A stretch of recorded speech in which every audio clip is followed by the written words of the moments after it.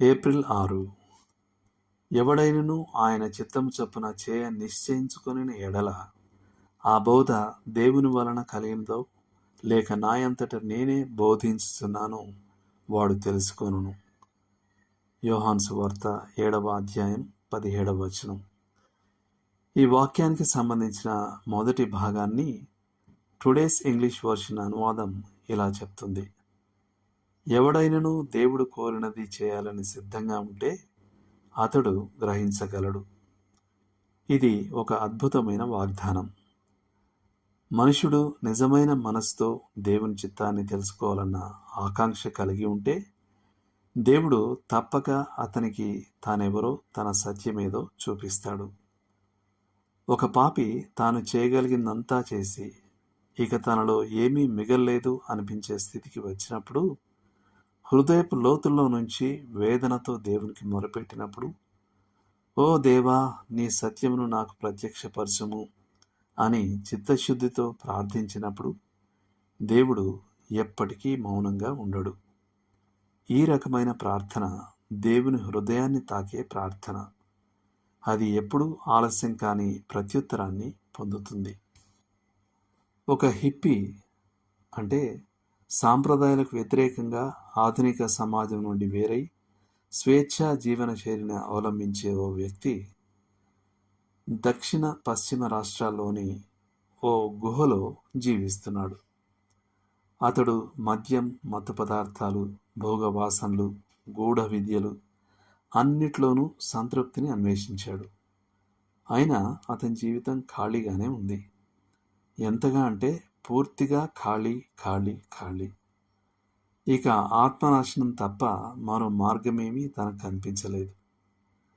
ఒకరోజు ఆ గుహలో ఒంటరిగా వణికిపోతూ ఇలా బిగ్గరగా పిలిచాడు: ఓ దేవా, నీవు నిజంగా ఉన్నవాడివి అయితే దయచేసి నాకు తేట తెల్లంగా ప్రత్యక్షపరుచుకో.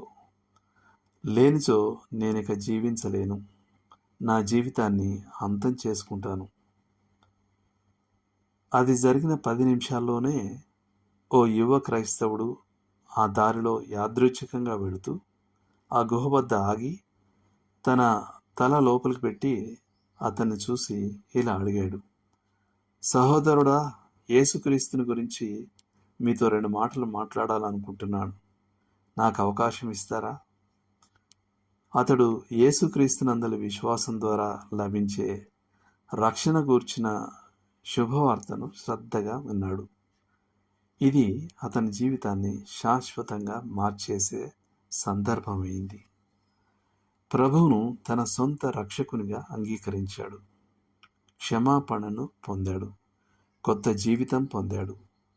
అతడు తన హృదయ గంభీరతతో ప్రార్థించాడు. దేవుడు ఆలకించి ప్రత్యుత్తరమిచ్చాడు. ఈ వాగ్దానం క్రైస్తవులకు వర్తిస్తుంది.